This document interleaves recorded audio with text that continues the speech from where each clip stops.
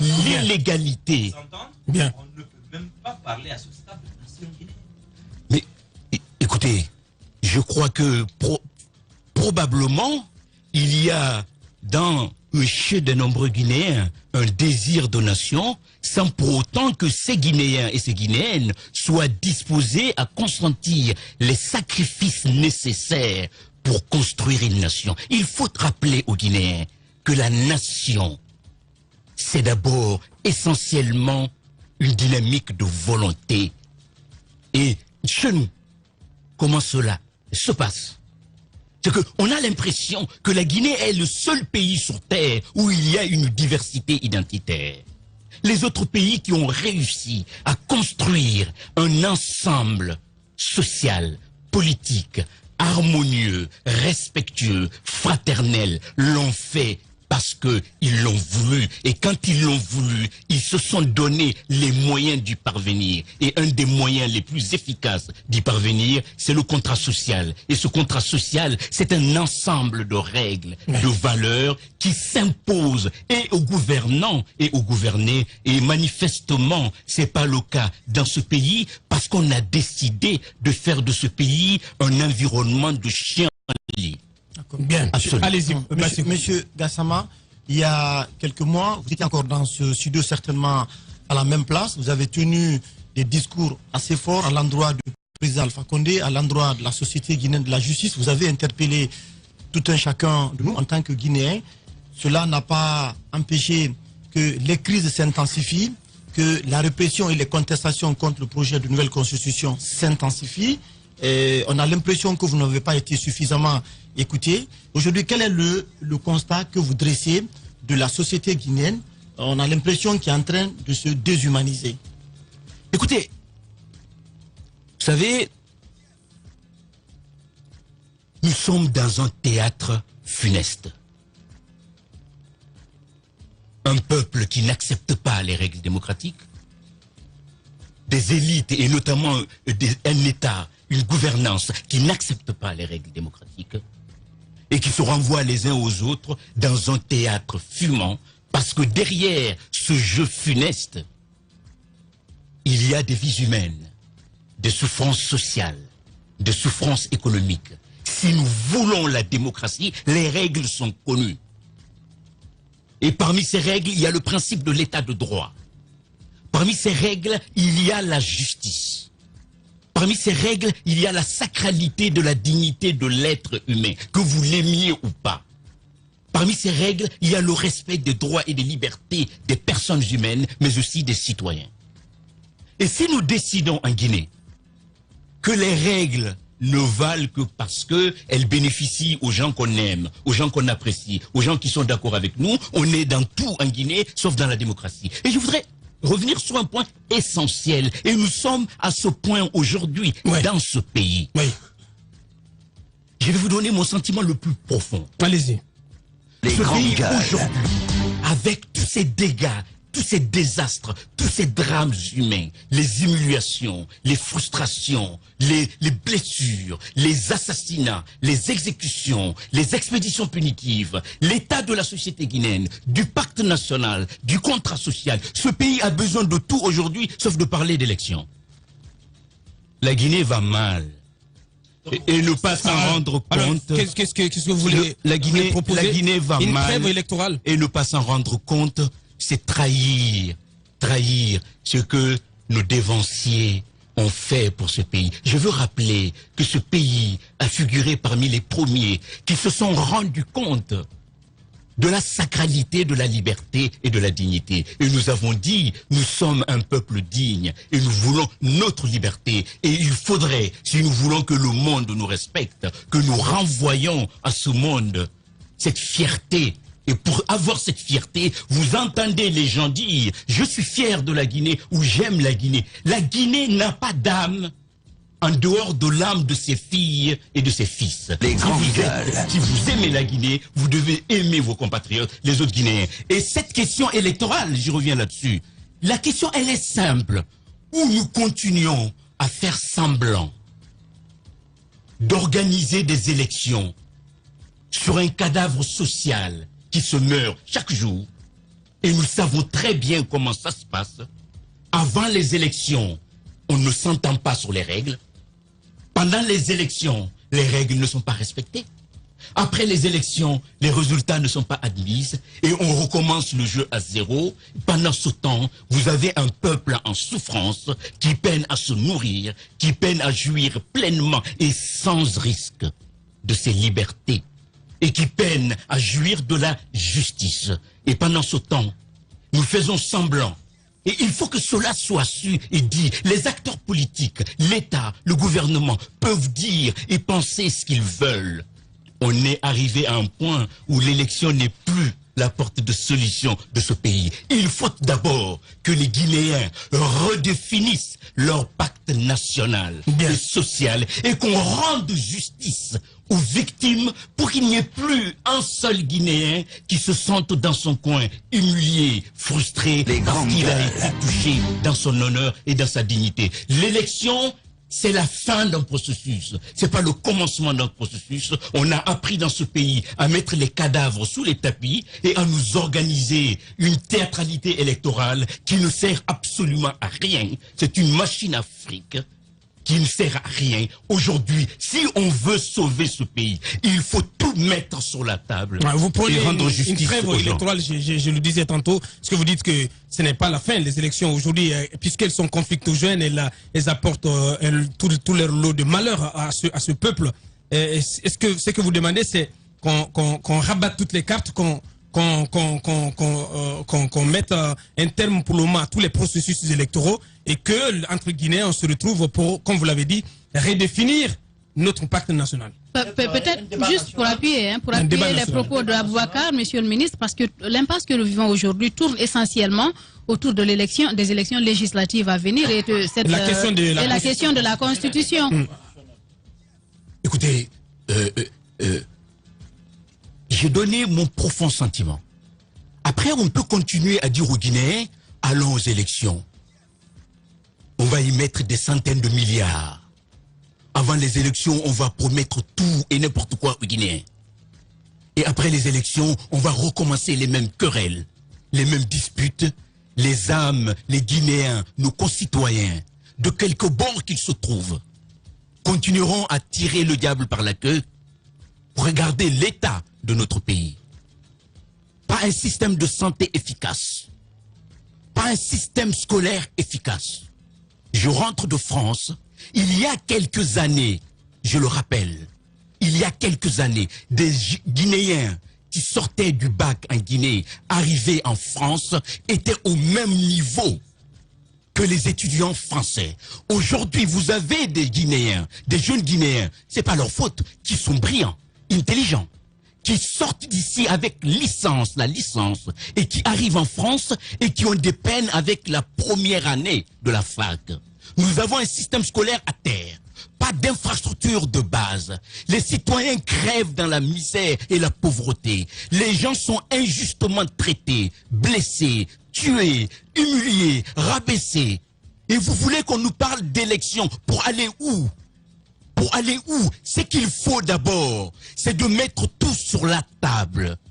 D'accord? Et respecter les Guinéens, de quelque bord qu'ils se trouvent, et nous dire qu'est-ce que nous voulons, quelle société nous voulons, quel pays nous voulons. Pas un pays où on exclut, pas un pays où on discrimine, pas un pays où on indexe, pas un pays où on humilie, pas un pays où on insulte, mais un pays de fraternité, où on est d'accord dessus, on pose les bases claires. On avance, ou qu'on arrête de nous fatiguer avec des élections qui ne servent qu'à dilapider de l'argent et à faire des promesses fallacieuses à nos concitoyens, qu'ils soient de bord à gauche ou à droite, et au final, on retombe sur le même pied et ce pays se crève. Et il y en a assez. Bien. Allez-y, les grandes gueules. À vous écouter, on vous sent lassé, M. Khalifa Gassama Diaby. Je sais que beaucoup de Guinéens qui vous comprennent savent de quoi vous parlez, mais j'ai envie de comprendre comment va se redéfinir ce pacte national. Comment va-t-on le faire? Quelles propositions vous faites? Alors, écoutez, à partir du moment où on est les uns et les autres, les acteurs politiques, les acteurs sociaux, les acteurs culturels, les acteurs traditionnels, l'ensemble du corps multiple et divers de la société guinéenne, c'est à eux de définir. Il faut qu'on accepte que les gens qui sentent le profond malaise en eux s'expriment. Mais on a l'impression que de part et d'autre... Il ne m'appartient pas à moi d'emblée de dire qu'elle peut être... Mais les positions semblent se radicaliser de part et d'autre. On a vu que le président, malgré la pression, malgré la crise en cours, s'est entêté à prendre le décret pour demander à ce qu'on aille aux campagnes électorales. Et de l'autre côté, l'opposition qui s'entête à vouloir, coûte que coûte, empêcher les élections. On a comme l'impression que de part et d'autre, personne ne veut entendre raison, chacun a envie d'en découdre avec l'autre. Eh bien, c'est triste pour le pays. Je crois que si les Guinéens acceptent, pour des raisons qui leur sont propres, qu'on continue chacun à faire semblant de faire un jeu démocratique qui n'en est pas, ce pays aujourd'hui n'est pas un pays démocratique. Nous sommes dans une dynamique démocratique où on accepte de faire clairement les choses, de redéfinir les règles et d'aller de l'avant, ou alors on continue comme ça, et en ce moment-là, les Guinéens continueront à payer le pays, et je prends le pari triste. Parce que j'aimerais perdre. Que ce pays n'avancera pas tant qu'on n'aura pas clarifié les choses entre les Guinéens, et que ceux qui ont des malaises, des frustrations, des indignations, qu'ils puissent les exprimer clairement, et qu'on redise ce que nous voulons ensemble, comme pays et comme règle. À mon avis, en ce moment-là, on pourrait... Parce qu'au final, quelle est la finalité de la politique si ce n'est pas servir les Guinéens, les peuples? Est-ce qu'un forum national ou un débat national, pour vous, est nécessaire aujourd'hui? Je crois que même bien plus, je pense. Et vous imaginez, je vais vous donner un schéma. Vous imaginez, je ne prends que le court instant, les 2 derniers ou 3 derniers mois. Je trouve indécent, de la part de tous les acteurs politiques guinéens, de tous bords confondus, je trouve indécent que lorsqu'il y a le corps d'un compatriote guinéen qui est couché, qui a été tué lundi, et mardi on nous parle d'élections ou de politique, je trouve indécent. Dans tout pays qui se respecte, une vie humaine perdue, c'est une crise nationale. Nous en accumulons des corps et nous continuons les lendemains à parler en laissant les familles dans des deuils profonds, dans des tristesses profondes. Nous continuons à avancer le calendrier et l'agenda déjà préparé. Vous imaginez une seule seconde qu'avec tous ces morts, et puis finalement on dit le lendemain, bon écoutez, voilà, allons aux élections. Et vous allez voir dans les élections, personne ne sera d'accord sur rien. Aucun Guinéen ne sait quel est le programme de quoi que ce soit. Ceux qui veulent être députés font campagne comme s'ils avaient une capacité à changer leur circonscription. Donc aujourd'hui on est pris en otage par toute cette classe politique. Mais force est de constater que tel est le cas et c'est triste pour les pays. J'ai quand même envie, avant que Moussa Yoro ne prenne la parole, de vous ramener au principe, au respect des principes fixés. Je prends vos mots. Vous dites que ce qui est à la base de ces situations de crise, c'est aussi et surtout le non-respect des règles fixées. Ce dont on parle, les deux situations de crise, à la fois la crise politique et la crise électorale. La crise politique porte sur la question de la Constitution. Beaucoup de spécialistes se sont prononcés là-dessus en disant que le président de la République peut proposer un amendement constitutionnel, mais pas une nouvelle constitution. Et sur la question des élections législatives, il y a que, en début de semaine, Mara et moi, nous revenions sur le respect des délais légaux. Parce qu'il parle de délais légaux, dans le cadre d'un chronogramme établi par la CENI, il parle de la loi. Lorsque on fout tout cela au pied, et qu'on décide d'aller quand même à ces élections, donc sans respecter la loi, les principes de la loi, j'ai du mal à vous comprendre lorsque vous renvoyez tout le monde dos à dos. Je ne renvoie pas tout le monde dos à dos. Vous semblez... Dans ce que vous venez de décrire, la responsabilité est évidente, elle relève de l'État, du gouvernement. Je ne parle pas de ça. Bien. Je dis, imaginons que les deux camps soient d'accord pour aller aux élections. Je dis moi, et je donne un sentiment personnel, elle n'est pas une vérité absolue. Je dis, je ne crois plus aujourd'hui que le processus électoral, quel qu'il soit, permettrait à ce pays de retrouver la confiance de toutes ses filles et de tous ses fils. C'est ça mon propos. Imaginez, et même s'ils étaient d'accord, ce n'est pas acceptable. Et ce n'est pas un opposant qui parle. J'ai été sous son autorité. J'ai servi ce pays. Il m'a donné l'occasion et la chance de servir ce pays sous son autorité.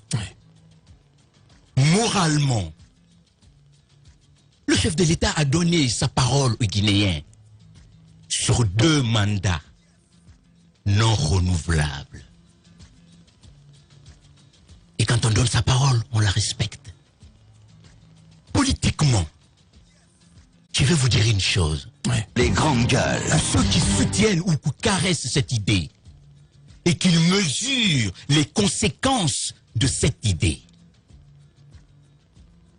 Si le chef de l'État actuel le fait, plus personne dans ce pays n'empêchera quelqu'un demain de changer perpétuellement des constitutions pour rester au pouvoir.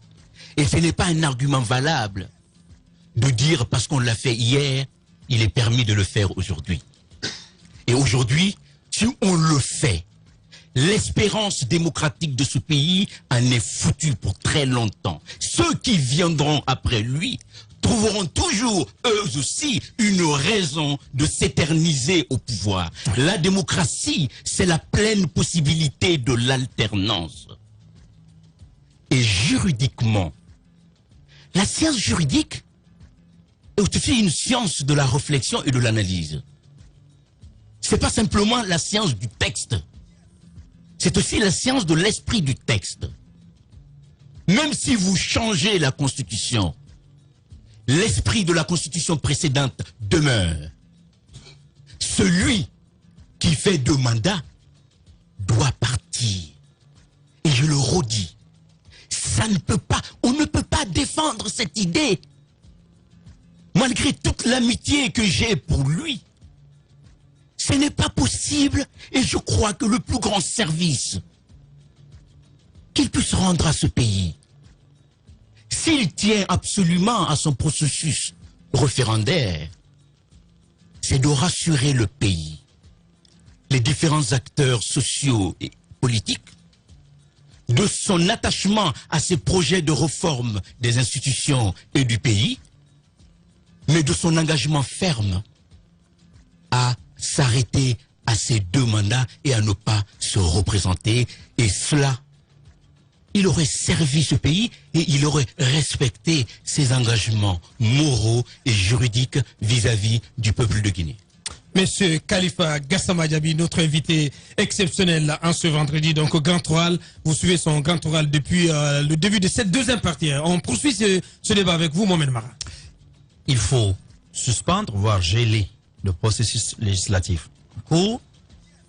Il faut renoncer au projet de réforme constitutionnelle. Ce sont des préalables à un dégel de la crise. Mais vous avez dit qu'il faudrait, après tout ça, aller encore plus loin. Parce que notre nation a besoin de se parler. Mais, monsieur le ministre, comment est-ce possible lorsque l'injustice, désormais, revêt un caractère institutionnel? Lorsque le tissu social, et je vais prononcer le mot qui fâche en Guinée, on ne veut pas du tout l'entendre, alors que c'est une réalité. Lorsqu'on retourne désormais les Guinéens les uns contre les autres, les ethnies les unes contre les autres, dans un tel climat, monsieur le ministre, par où faut-il commencer? Vous avez tout suivi il y a une dizaine de jours du côté de ce qui s'est passé. Mais le dernier acte, c'est-à-dire des petits actes, mais qui peuvent avoir des conséquences durables, c'est par exemple l'attaque du véhicule, des biens du calife général de Fouta. Lorsque vous assistez à pareille situation et que l'État derrière ne se fait pas entendre, comment espérer à cette réconciliation? Parce qu'on ne croit même pas, j'entends parfois, les Guinéens n'ont pas besoin de se réconcilier. Mais comment y arriver? L'injustice, elle est flagrante. À tous les niveaux, les gens ont le sentiment qu'il y a une justice pour les forts, une justice pour les faibles, une justice pour les gouvernants et leurs satellites, et une justice pour ceux qui sont à la recherche de pouvoir. Pour les opposants. Comment y arriver? Comment parler, comment faire émerger la Guinée au milieu d'un tel schisme? Mais écoutez, évidemment, Mohamed, c'est parce qu'il y a ce constat que c'est nécessaire. Vous finissez par le constat, je commence par ce constat. Ce que vous dites, c'est parce que justement, il y a ces injustices, il y a ces attitudes absolument odieuses, contraires à toute règle d'humanité, des principes de l'état de droit, de la justice, de la démocratie. C'est parce qu'il y a justement, je parle de ce constat pour dire que le pays va tellement mal qu'il serait illusoire de faire croire aux Guinéens qu'un processus électoral allait voter, mettre un bulletin dans l'urne et le lendemain, comme par magie, les choses rentreraient dans l'ordre. Maintenant, si vous me dites que ce n'est pas possible, alors on met la clé sous la porte, le pays est foutu. Alors, ce n'est pas là mon propos. Aujourd'hui, dans notre environnement sous-régional, extrêmement difficile, ne craignez-vous pas que, à trop vouloir jouer avec les allumettes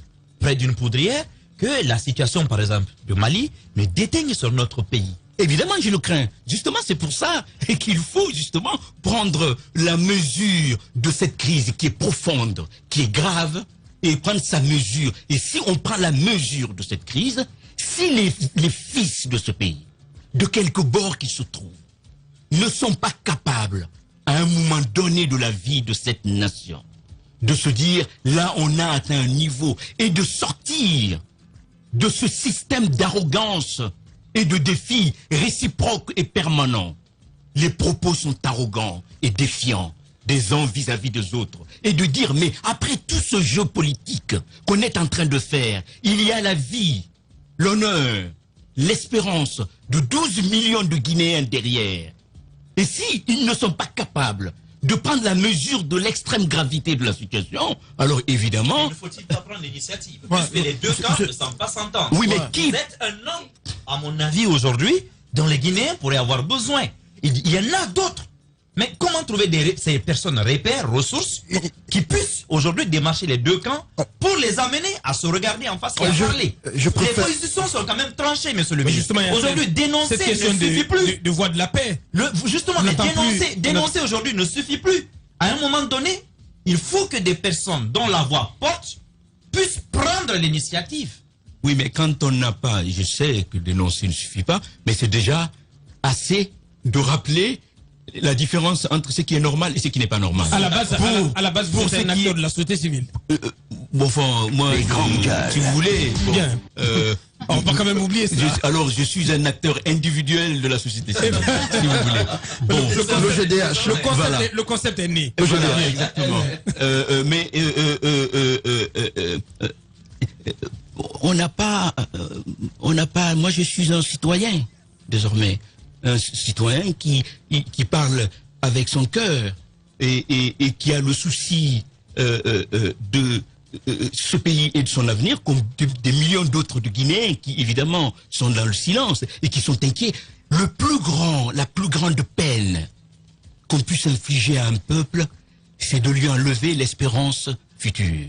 Aujourd'hui, les Guinéens se couchent avec l'esprit rempli, le cœur rempli de peur du lendemain, des frustrations du passé et ce qui est à venir. Évidemment, il n'y a pas de baguette magique pour régler les solutions tout d'un coup, mais ce qui est important et ce qui est préoccupant, c'est de ne pas se rendre compte de la gravité de la situation et de ne pas être capables, les uns et les autres, de sortir des postures d'arrogance et de défiance et de dire à un moment donné, bien sûr, autour des règles... Attendez, je finis juste cette phrase. Il y a la question de moment. Et de dire à un moment donné... Qui prend l'initiative? Si vous permettez, je finis juste cette phrase.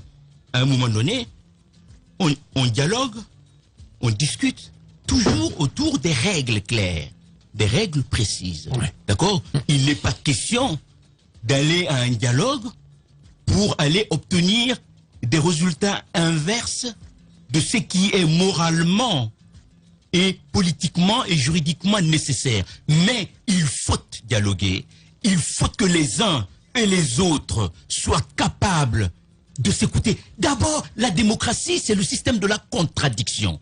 Si à chaque fois dans ce pays, on n'est pas d'accord, on s'insulte, on s'humilie. Et si c'est encore, si ça suffit pas, il y a des agressions physiques, eh ben c'est quand même, ça devient dramatique. Si tu permets, parce qu'il y a un promoteur constitutionnel du dialogue. Et on sait que dans pareil cas, l'initiative du dialogue, de l'action du dialogue appartient à la partie gouvernementale. Et là-dessus, rien ne semble être fait. Le gouvernement semble plutôt avoir choisi la voie de la confrontation. Mais écoutez, je crois que logiquement, cette initiative devrait venir de la partie gouvernementale. Quand on gouverne, on a la responsabilité du pays. Quand on gouverne, on doit veiller à ce que le pays ne soit pas en crise. C'est de sa responsabilité. Il est parfois étonnant dans ce pays de voir comment est-ce que ceux qui ont la responsabilité de gouverner le pays se mettent au même niveau de responsabilité que ceux qui n'en ont pas. Je n'ai jamais compris cet argumentaire. Quand vous avez la responsabilité de gouverner le pays, vous êtes responsable de la situation du pays. Et quand le pays, ça ne va pas, il faut sortir de l'ego, des postures fermées et trouver des solutions. C'est pas parce qu'on dialogue qu'on est faible ou qu'on a peur. C'est pas parce qu'on veut trouver des solutions qu'on est faible ou qu'on a peur. Soit on a le souci de la Guinée et on essaie d'éviter à ce pays des crises et pour que le pays avance, soit dans ce cas, on pense que de toute façon, derrière tout ce cinéma, mais le souci du pays, du peuple, n'est pas le souci le plus prégnant chez les acteurs politiques, mais surtout en premier lieu chez ceux qui gouvernent le pays. Monsieur le ministre, est-ce que parfois... Je veux apporter... Les trois dernières questions avant la conclusion. Les trois dernières questions. Dans tous les pays de l'Afrique, quand il y a des crises, eh bien, les instances régionales, internationales interviennent. Depuis le début de cette contestation, de cette crise institutionnelle, de cette crise politique à laquelle est venue se greffer cette crise électorale, il y a eu des déclarations des pays amis à la Guinée, des institutions internationales. Aujourd'hui, quelle devrait être l'attitude de la communauté internationale, de l'Union africaine, de la CEDEAO, face aujourd'hui à cette impasse la situation guinéenne que nous sommes en train de vivre en Guinée? Écoutez, je voudrais ici rappeler que la Guinée est un État qui fait partie de la communauté internationale et qui est partie prenante à un certain nombre d'engagements internationaux et qui est redevable vis-à-vis de la communauté internationale, notamment, pour ne pas aller encore plus loin, notamment à travers ne serait-ce que la Charte des Nations Unies. Et dans cette charte, il y a aussi l'obligation faite aux États de veiller à ne pas menacer la paix internationale. Et la notion de paix internationale est extrêmement large et que quand ce qui se passe chez vous peut avoir des incidences sous-régionales, régionales ou au-delà, évidemment, ça, ce sont des obligations qui s'imposent à la communauté internationale. Donc, ce qui est important dans le respect des uns et des autres et des différents acteurs, c'est de rappeler d'abord à l'État guinéen, qui est une entité juridique à part, sa responsabilité vis-à-vis de la communauté internationale, des institutions sous-régionales, régionales et internationales, mais aussi sa responsabilité vis-à-vis du peuple de Guinée. Et la communauté internationale, je peux vous dire, veille aussi sur la situation en Guinée, et bien entendu, elle garde espoir que les différentes parties finiront par, évidemment, se retrouver autour de la table et que le principe démocratique, les principes constitutionnels seront respectés et sans qu'il y ait ni de perdants ni de gagnants. Deux questions rapidement, monsieur. Non, Antoine, une question. Ok, une question en deux alors. Monsieur le ministre, est-ce que selon vous, il y a des personnes à qui profitent cette situation dans laquelle nous sommes aujourd'hui?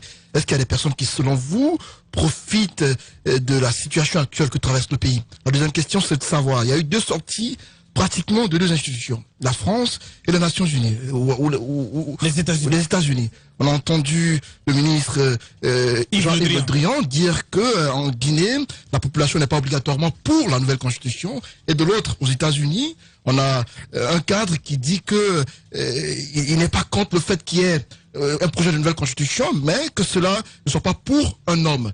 Est-ce que selon vous, comment appréciez-vous d'abord ces deux sorties? Est-ce que pour vous, il n'y a pas eu quelque part une certaine précipitation dans les façons de faire? Parce qu'Alpha Condé jusqu'ici ne s'est pas prononcé sur oui ou non, il sera candidat. Eh bien, écoutez, pour la première question, est-ce qu'il y a des personnes à qui profitent des crises? Je ne les connais pas, mais manifestement, si les crises perdurent dans ce pays, c'est qu'il y a des personnes, il y a des groupes de personnes à qui ça profite. Bon, il faudrait les chercher.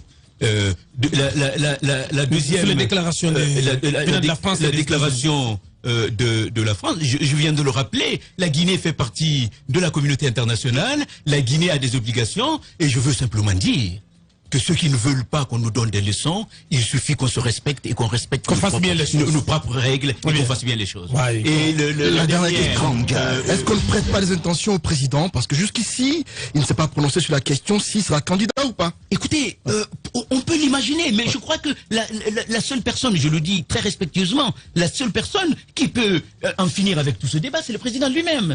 Il est impérieux qu'il se prononce maintenant, qu'il dise clairement qu'il ne sera pas candidat. Je crois que le pays est en péril. Ouais. On ne fait pas peur à un chef de l'État, c'est pas le propos. Mais il est extrêmement important de voir la gravité de la crise et que le pays est en train de s'étioler et de s'effriter le tissu social. Il y a une tension dans ce pays qui est en train de s'installer et qu'on risque de payer très très longtemps à venir. Donc évidemment, cela dépend du président de la République et du chef de l'État. Et pour la déclaration de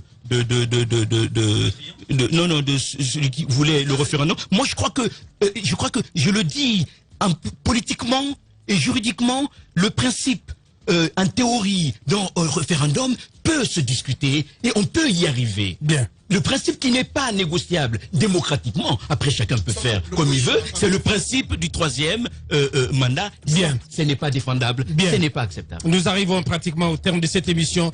Notre invité, M. Khalifa Gassama Diaby, ancien ministre de la République. Vos conclusions, Monsieur le ministre, en quelques mots.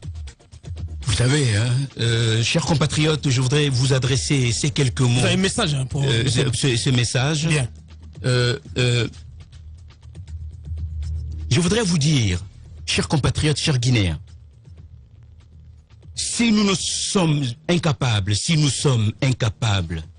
de vivre ensemble heureux, alors soyons-en convaincus, nous vivrons ensemble malheureux et finiront pathétiquement comme des âmes esselées. Je suis triste pour ce pays. Je suis triste de voir ce pays incapable de se montrer responsable et digne d'un peuple qui a une histoire dont il pouvait être fier. De toute la Guinée, nos dévanciers se sont battus pour que ce pays retrouve son honneur, sa dignité à travers une liberté chèrement acquise. Des héros d'indépendance qui ont donné un sens à leur vie. Nous sommes encore aujourd'hui à prouver notre incapacité à nous respecter et à donner à chaque Guinéen sa place et à donner à notre vivre ensemble tout son sens. Avec une élite obsédée et omnibulée par ses privilèges, face à un peuple en grande souffrance, lui-même, il faut le dire, complice de sa propre aliénation. Le pouvoir pour le pouvoir. Je vous pose cette question, chers compatriotes. Qui est heureux dans ce pays? Qui y arrive sans vendre d'une manière ou d'une autre son honneur et sa dignité? Qui y arrive sans trahir ses propres valeurs, s'il en a? Sans trahir ce peuple, s'il y pense? Qui y arrive à être heureux dans ce détritus de misère sociale et ces magmas de haine insolubles? Qui est heureux dans ce pays sans avenir serein? Car les maux et les injustices d'hier perdurent encore aujourd'hui. Et sans aucun doute, ceux d'aujourd'hui se manifesteront demain avec encore plus de virulence. Nos sommeils sont émaillés de cauchemars, d'un lendemain incertain, chacun apeuré qu'il est d'être rattrapé par ces turpitudes insolentes et arrogantes. Et lorsqu'ils sont innocents d'être happés par une injustice aveugle et stupide. Chers compatriotes, qu'avons-nous fait depuis 60 ans? Qu'avons-nous fait de cette belle et douloureuse indépendance et liberté acquise? On s'est libéré de la colonisation occidentale pour aller vers une aliénation interne. La liberté n'y retrouve pas son compte, la dignité non plus. Le peuple n'a pas retrouvé sa dignité. Il reste esclave d'un jeu, d'un système, des élites dépourvues de toute empathie, de tout courage réformateur et de toute vision émancipatrice. Ce peuple reste aussi esclave du fait de ses propres turpitudes malsaines. Qu'avons-nous fait de notre chère indépendance ? Empêtrés que nous sommes dans des bavardages inutiles et une politisation outrageante de la vie nationale, avec son cortège de haine, de violence, d'impunité et d'humiliation obscène. Sans ambition, nous sommes englués dans un misérabilisme affligeant qui nous enferme dans un enfer de nihilisme pathétique. Chers compatriotes, la politique dans notre pays est devenue dégoûtante et nauseuse.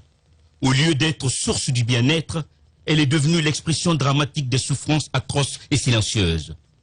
De l'instrument de l'unité nationale, elle est devenue l'incarnation odieuse de la division, de la stigmatisation, de l'exclusion et de la décomposition nationale. Au lieu d'être l'expression d'une morale sociale, elle est devenue le lieu des cynismes sordides. Nous devons tout faire et faire très attention pour l'avenir et la pérennité démocratique et nationale de notre patrie, la Guinée. À commencer par ceux qui, aujourd'hui, ont la lourde responsabilité de gouverner ce pays et ce peuple. Le gouvernement doit être à l'écoute des mécontentements légitimes. Il doit être à l'écoute des frustrations, des colères et des malaises légitimes dans notre peuple, et particulièrement vis-à-vis de ceux-là qui les vivent dans leur chair et dans leur dignité. Le gouvernement et l'État doivent être à l'écoute de nos concitoyens qui sont habités douloureusement aujourd'hui par des profonds malaises légitimes qui les touchent à travers des violences physiques et morales, des douleurs et des injustices inacceptables et odieuses que vivent certains de nos compatriotes impunément.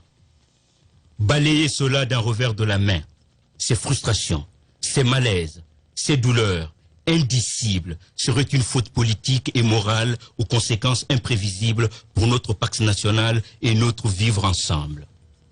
L'écoute sérieuse, le respect sincère et la justice vigoureuse sont des seules réponses à ces déchirures tranchantes dans notre pacte national.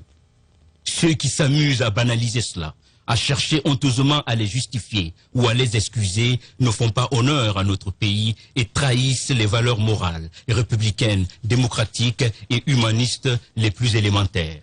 Il serait grave et dangereux de ne pas entendre ces cris, ces peurs et ces colères. Et pourtant les entendre, et pour les entendre, le devoir moral, juridique et politique de l'État exige de celui-ci de sortir des lectures politiques partisanes, en se situant dans le cadre de l'impératif de protection de tous ses citoyens sans distinction. Pour les entendre, le devoir moral, juridique et humaniste exige de chaque Guinéen qu'il sorte des lectures politiciennes et partisanes et faire preuve d'humanisme, d'empathie et de fraternité face à la douleur qui torture, qui blesse et qui humilie. Chers compatriotes, aucun Guinéen n'appartient à un parti politique par définition. Réduire les Guinéens à des appartenances politiques supposées serait de les priver de leur citoyenneté et de leur humanité. Pour construire une nation démocratique, des choix clairs et courageux s'imposent, aussi bien au peuple qu'aux dirigeants. Et ces choix, au-delà de leur dimension morale, politique et juridique, impliquent aussi une démarche méthodologique. Qu'est-ce qui doit prévaloir, nos différences ou nos ressemblances? Sachant que si nos différences disparaissent, nous serons capables de vivre ensemble. Mais si nos ressemblances disparaissent, nous disparaîtrons avec. La démocratie n'est pas un simple jeu technique ou électoral. C'est aussi un système de valeurs et de régulation. Il n'en est rien dans notre pays. Nous avons réduit ce système à des simples jeux d'intérêt en rendant tous les moyens possibles sans limite pour y parvenir. Vous ne verrez aucune société démocratique dans laquelle les gens se posent la question de savoir si ceux qui ont été injustement et lâchement assassinés, humiliés, l'avaient mérité ou pas. Le respect et la solidarité avec les victimes d'injustice, à travers des violences physiques et morales, au-delà de tout jeu politique partisan, est un principe élémentaire d'humanité et de solidarité. dans notre pays. Quand il se commet l'injustice, jamais aucune responsabilité n'est située. Cela est impardonnable. Cela accentue la douleur des victimes et aggrave leur sentiment légitime d'injustice. Et comme le disait un grand penseur, le plus grand mal, à part l'injustice, serait que l'auteur de l'injustice ne paye pas la peine de sa faute. Je dis aux Guinéens, oui, ceux qui m'écoutent, que si vous aimez la Guinée, alors vous avez le devoir d'aimer et de respecter chaque Guinéen, quelles que soient vos différences d'opinion et d'appartenance identitaire. Que Dieu sauve la Guinée, que Dieu protège ce pays et que Dieu donne la force aux uns et aux autres d'aller vers la renaissance démocratique dans la justice et la liberté de notre pays. Je vous remercie. Merci à vous, monsieur le ministre. Amen. Merci donc à notre invité, et vous l'avez compris, monsieur Khalifa Gassama Diaby, notre invité exceptionnel, ancien ministre de la République, et il était avec nous donc pour ce grand oral. Il s'est exprimé donc exprimé ses vives préoccupations sur les situations de crise donc qui traversent notre pays. Merci à lui d'être passé nous voir. Merci aussi à tous les chroniqueurs. Grand merci à notre équipe de réalisation du côté de la radio Amadou Sow. Grand merci aussi à toute l'équipe mobilisée à la régie sous la conduite donc de cabinet Fofana et de Nala Issilibé. Mamoudou Kondé aussi, le colosse, qui est également présent du côté de la régie. Ça n'est terminé pour aujourd'hui, pour la dernière présentation de la semaine. Merci à vous tous qui nous avez regardé partout où vous vous trouvez. On remet les compteurs de lundi à 9h. Portez-vous bien, au revoir.